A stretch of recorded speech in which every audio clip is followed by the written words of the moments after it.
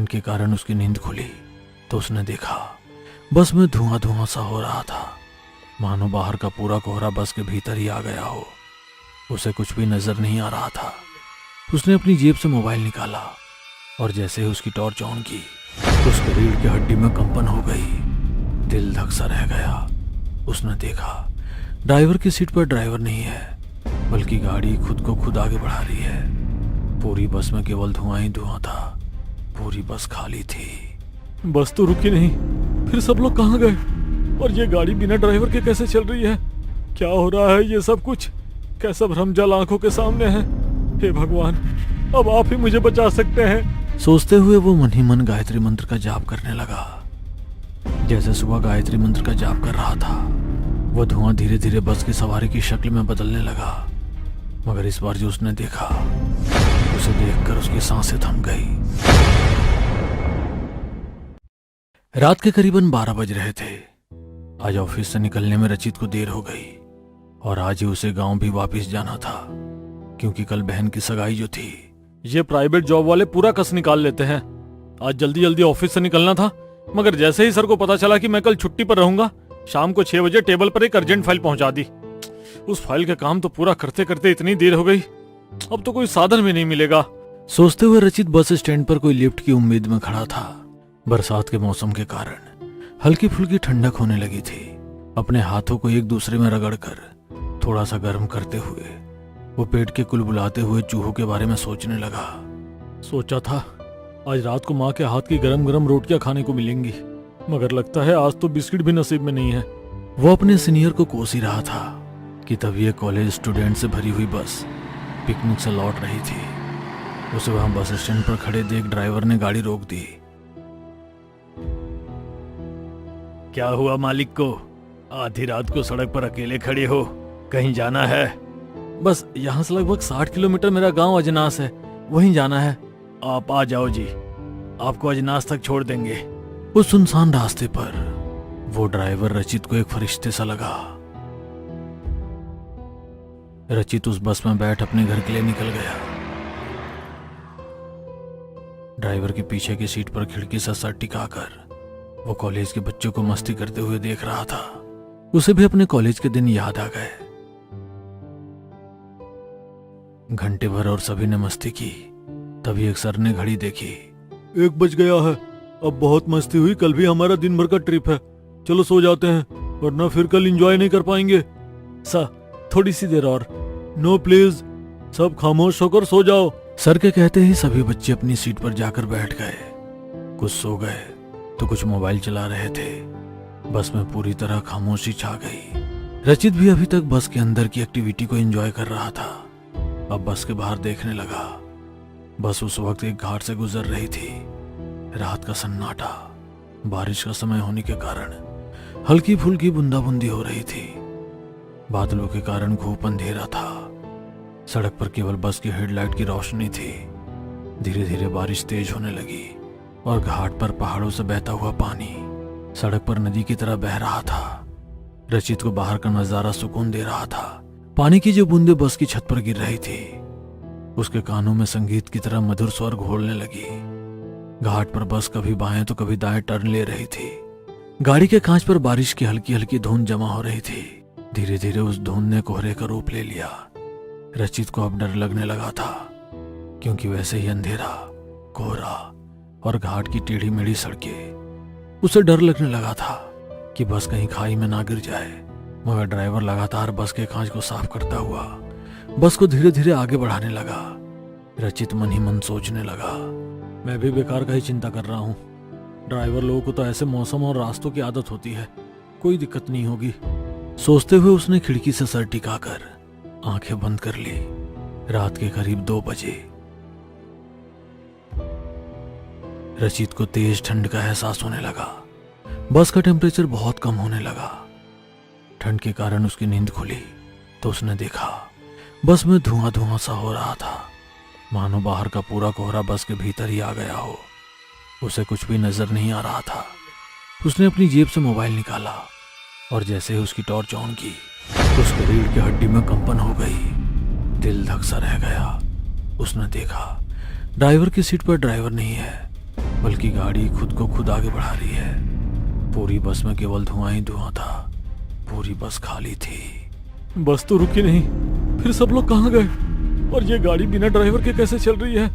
क्या हो रहा है ये सब कुछ? कैसा भ्रमजल आंखों के सामने है।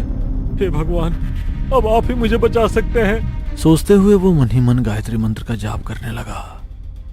जैसे सुबह गायत्री मंत्र का जाप कर रहा था, वो धुआं धीरे धीरे बस की सवारी की शक्ल में बदलने लगा। मगर इस बार जो उसने देखा, उसे देखकर उसकी सांसें थम गई। सभी सवारियों के शरीर छत विछत हो रहे थे। किसी का हाथ नहीं था तो किसी के पैर नहीं थे। किसी के सर पर चोट है तो किसी के पेट में कांच घुसा हुआ है।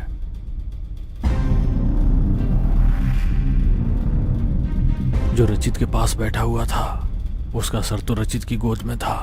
उसने अपनी गोद से उसका सर फेंका और भागकर बस के मेन गेट की तरफ भागा। उसने दरवाजे खोलने की कोशिश की तो ड्राइवर उसकी ओर देखकर मुस्कुराने लगा। ड्राइवर के चेहरे पर जगह जगह कांच के टुकड़े फंसे हुए थे। घाव में से खून बह रहा था। ऐसे में उसके चेहरे की मुस्कुराहट देख रचित भय से कांपने लगा। उसने सोच लिया था कि वो चलती हुई बस से कूद जाएगा, मगर बस के दरवाजे का लॉक अटक गया था। वो नहीं खुला। तभी बस में बैठे हुए बच्चे भी उसे देख मुस्कुरा रहे थे। रचित कुछ भी नहीं कर पा रहा था। उसे लगा आज उसका अंतिम समय आ चुका है। तभी बस में धुएं से एक आकृति बनने लगी। धुंधली सी वो आकृति धीरे धीरे सफेद साड़ी पहने हुए महिला में बदल गई। हवा में तैरता हुआ वो साया बहुत ही डरावना लग रहा था। उसके सर पर चोट का गहरा जख्म और उसमें से बहता हुआ खून ऐसा लग रहा था मानो उसे अभी कोई बड़ी चोट लगी हो। उसके सर की चोट बहुत ही बड़ी थी, जिसे हिलाते हुए उसने रचित के सामने बैठे लड़के के गले में फंदे के रूप में डाली। ये देख सभी लोग जोरों से चीखने लगे, अब कोई नहीं बचेगा, ये तो घाटी की चुड़ैल है। वो लड़का जिसके गले में उस चुड़ैल की चोटी थी, वो ड्राइवर से बोला, मुझे बचा लो, कोई तो उपाय होगा उससे बचने का। कोई उपाय नहीं है, बड़े बड़े तांत्रिक भी इसे नहीं रोक पाए। नहीं, ये सब मेरे साथ है, मैं किसी को कुछ नहीं होने दूंगा। रचित हैरान था कि ये सब क्या हो रहा है, क्योंकि बस में बैठे हुए लोग कोई भी जिंदा नहीं थे और उन्हें मारने के लिए एक चुड़ैल उसके सामने खड़ी थी। उसके दिमाग ने काम करना बंद कर दिया था। तभी तो जो हनुमान चालीसा बचपन से लेकर आज तक उसे मुंह जुबानी याद थी, वो उसके मुंह पर नहीं आ पा रही थी। उन भूतों की लड़ाई में वो कुछ देर के लिए बच गया था और अपने भगवान को याद करने लगा। तभी उसे सड़क किनारे खेड़ापति हनुमान का मंदिर नजर आया।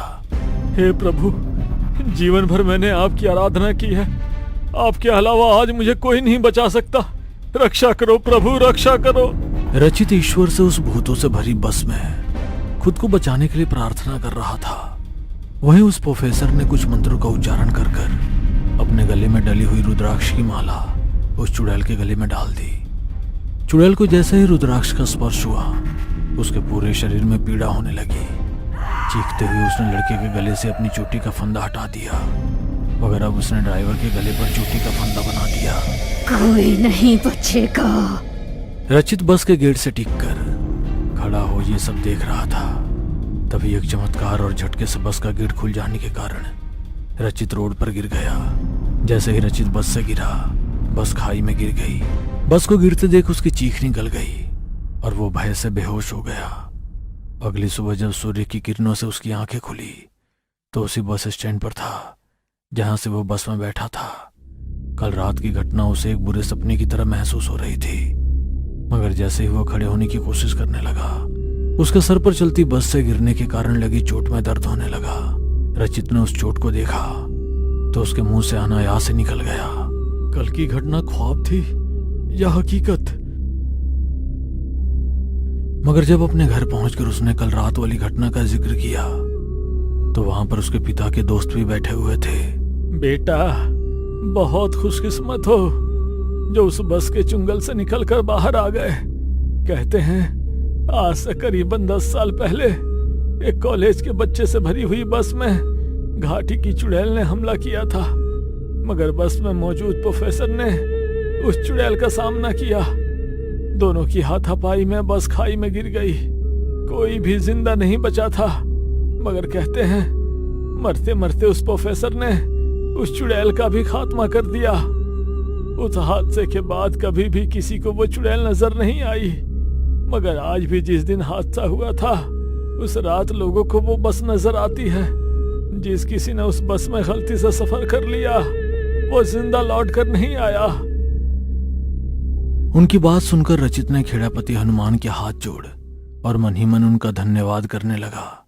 रचित की माँ, जो बहुत देर से उन लोगों की बातें सुन रही थी, घबराते हुए बोली, बेटा, अब चाहे कुछ भी हो जाए, रात के बाद सफर मत करना।